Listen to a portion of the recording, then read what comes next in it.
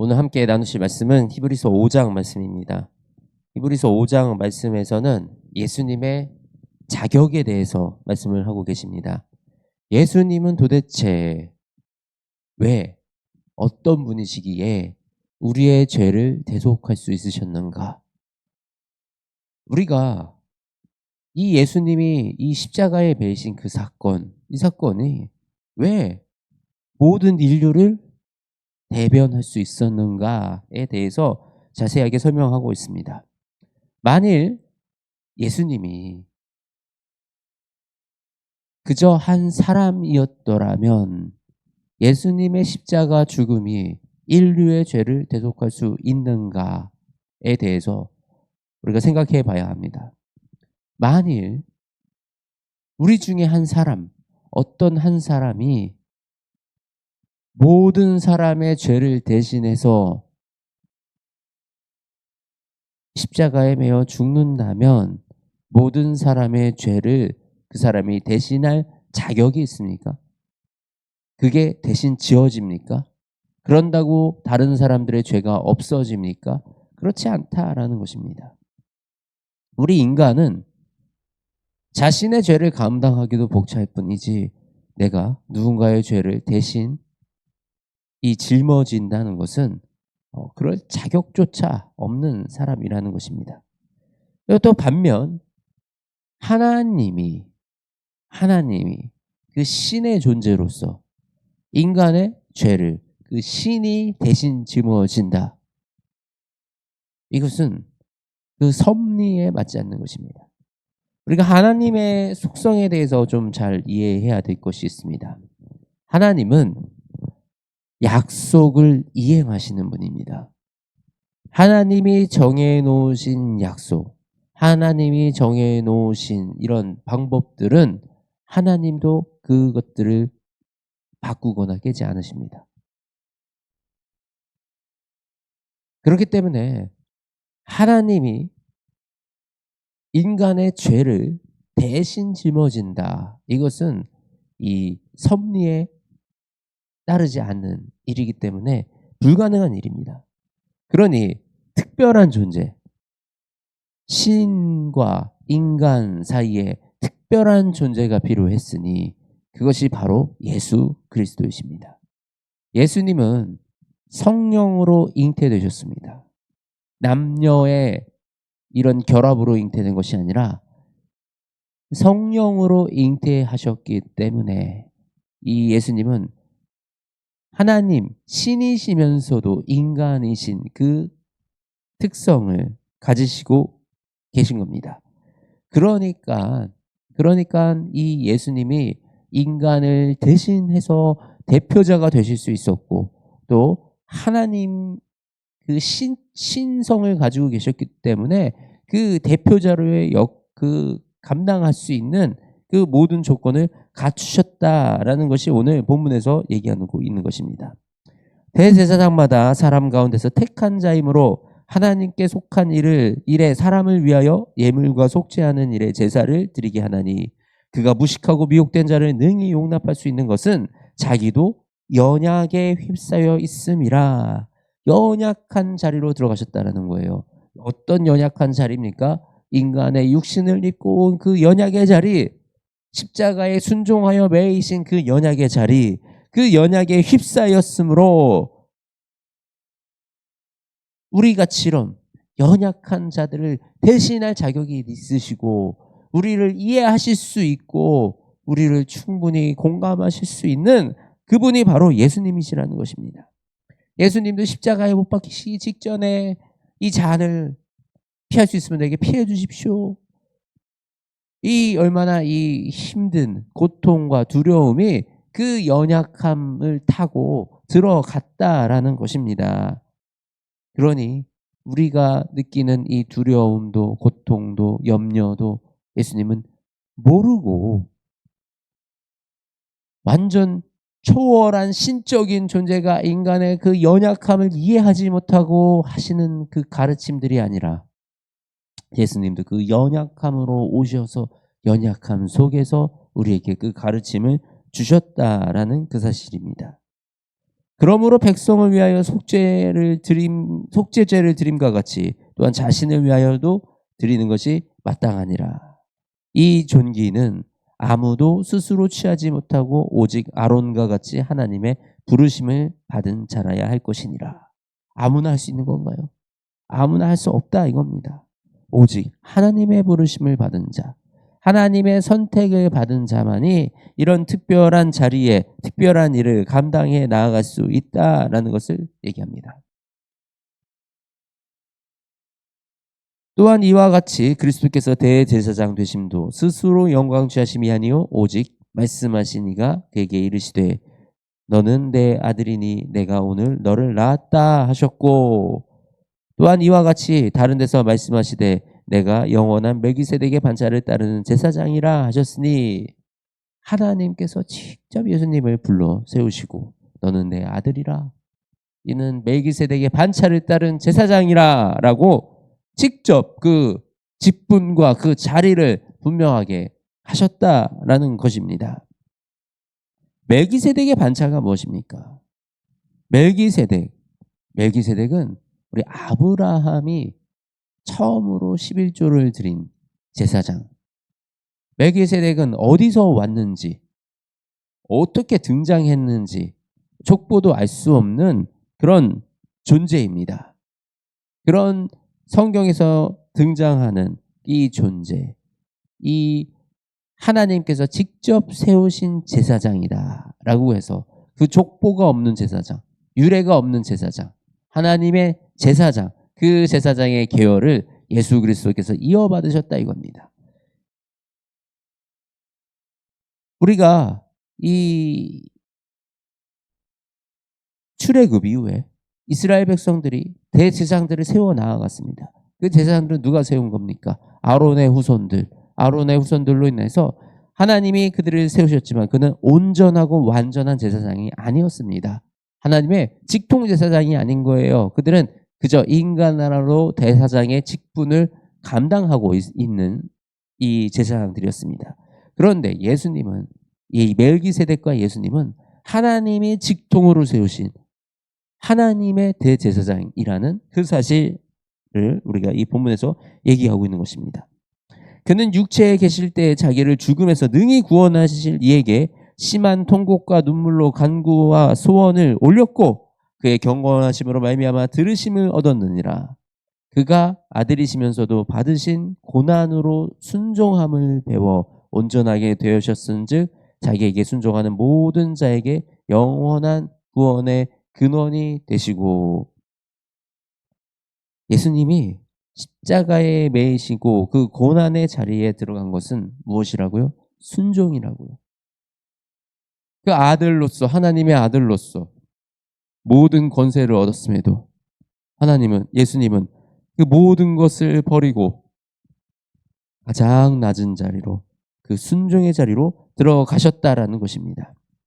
바로 그 순종으로 말미암아, 그 순종이 우리의 모든 인류의 죄를 용서하시고, 그리고 우리가 하나님과 자녀되는 그런 직분으로, 그런 자리로 세워질 수 있도록 예수님께서 바로 그 순종을 통해서 모든 것을 이루셨다라는 것입니다.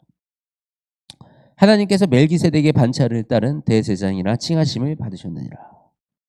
그렇게 그 순종으로 말미암아 예수님은 대제사장이 되셨습니다.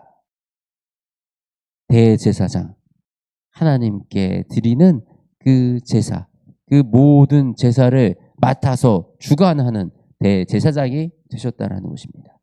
우리는 이제 지금 제사장의 개념이, 우리가 제사장이 될 수 없는 이 시대입니다.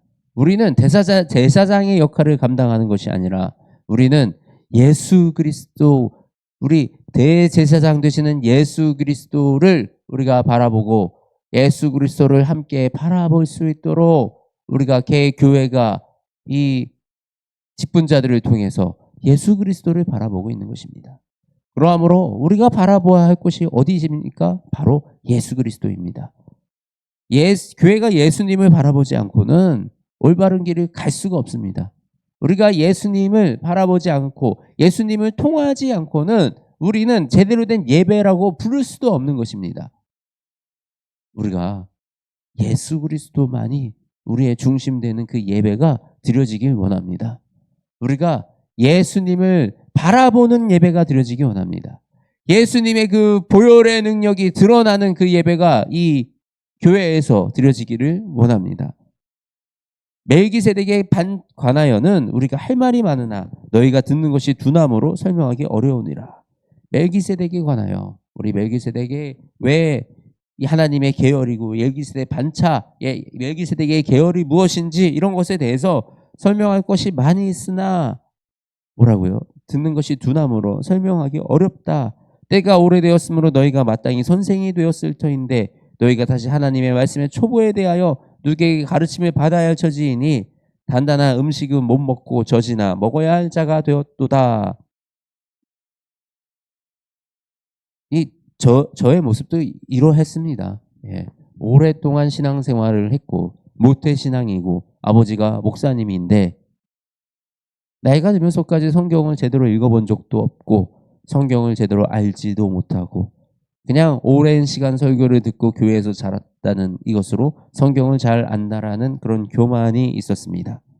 그런데 이 하나님의 말씀의 초보, 이 하나님의 말씀을 경험하지 못한 자, 하나님의 말씀을 경험하기 전에는 이 우리의 믿음은 어린아이의 믿음일 수밖에 없다는 것입니다.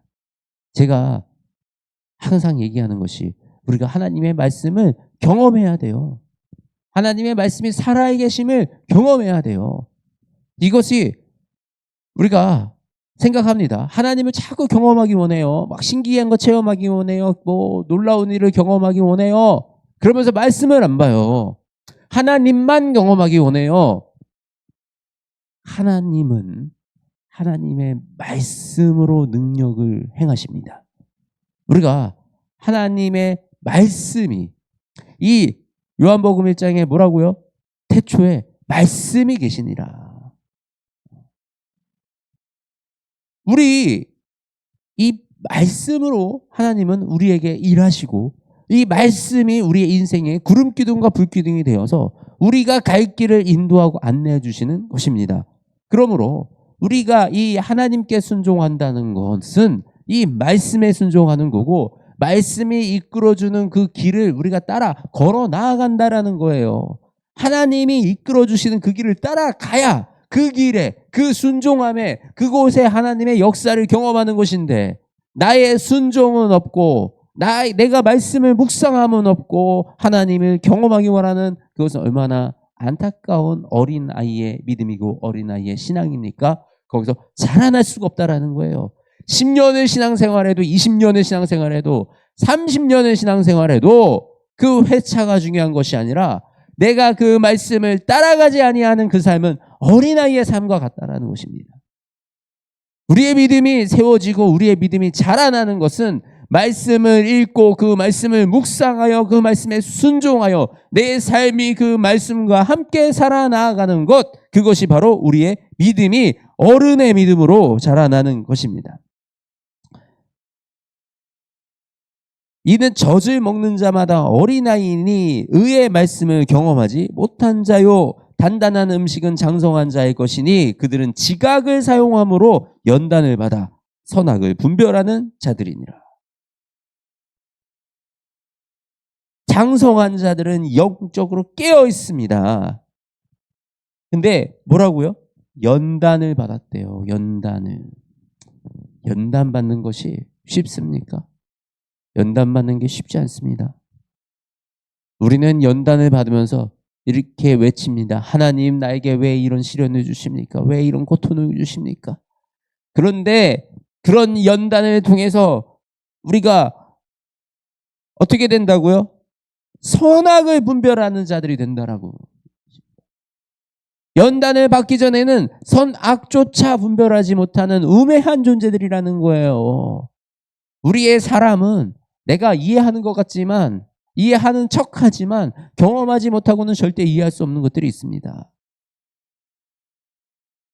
내가 경험하지 않고는 절대 내 생각으로 깨어지지 않는 일들이 너무나도 많이 있습니다. 우리가 이제 깨어졌다고 생각하고 선 줄 알았지만 아직 모르고 있는 것. 내가 뭘 모르는지조차도 모르고 있는 그 모르고 있는 것들이 우리에게 너무나도 많이 있다는 그 사실입니다. 이것을 겸허하게 인정하고 받아들일 수가 있어야 됩니다. 나는 부족한 존재요. 나는 잘 알지 못하는 존재다. 내가 알지 못하는 더 큰 이것들이 많이 있다라는 그 사실을 우리가 깨닫고 우리가 장성한 자로 믿음의 장성한 자로 세워지는 그 은혜가 우리에게 있기를 축원합니다. 하나님이 우리를 이곳에 부르시고 우리를 이끌어 나아가시는데 10년이 지나도 20년이 지나도 30년이 지나도 어린아이의 신앙으로 하나님한테 힘들어요. 이거 해주세요. 저거 해주세요. 라고 징징징 대면서 나를 회복시켜주세요. 위로해주세요. 위로가 필요합니다. 하나님이 위로를 주십니다. 회복시켜 주십니다. 그런데 언제까지요? 우리는 장성한 자가 되어 하나님이 우리를 이 땅에 부르신 소명과 그 이유를 위하여 우리가 더욱더 이 어린 믿음을 향해서 본이 되고 그들을 돕고 또 가난하고 소외된 이웃들을 돕고 힘차게 하나님의 복음을 전하는 능력자로 그런 어른들로 믿음의 어른들로 성장해 나가고 세워지는 역사가 일어나기를 주님의 이름으로 축복합니다. 하나님 감사합니다. 오직 예수님만이 우리의 삶의 주인이시며 예수님만이 우리를 구원으로 이끌어주시는 분이신 줄 우리가 압니다. 하나님의 아들이신 예수 그리스도를 이 땅에 보내주셔서 너무나도 감사합니다. 예수님의 보혈로 우리가 이미 씻은 바 되었고 우리가 승리하였으니 아버지 더 이상 우리가 이 땅에서 죄에 지지 아니하게 하시고 아버지 우리의 믿음이 어린아이의 믿음에 머물러 있는 것이 아니라 내가 오늘 이 말씀을 나의 삶의 동반자로 말씀을 내가 지키며 사는 그 삶으로 아버지 온전히 순종하기 원하오니 이 삶마다 이 인생마다 주님의 말씀을 경험하게 하시고 그 경험으로 말미암아 우리의 인생이 우리의 믿음이 자라나게 하시며 우리의 인생이 말씀에 의지하여 말씀에 붙들려 살아나가는 그 인생이 될 수 있도록 주님 도와주시옵소서. 우리와 함께하여 주시옵소서. 성령님 우리 안에 역사하여 주시옵소서. 우리 이 사순절 기간 주님 더 가까워지기 원합니다. 예수님을 더 많이 바라보기 원합니다. 예수님 안에 우리가 거하는 그 시간이 되어지기 원합니다. 주님 이 시간을 축복하여 주시옵소서. 우리 주 예수 그리스도의 이름으로 기도드립니다. 아멘.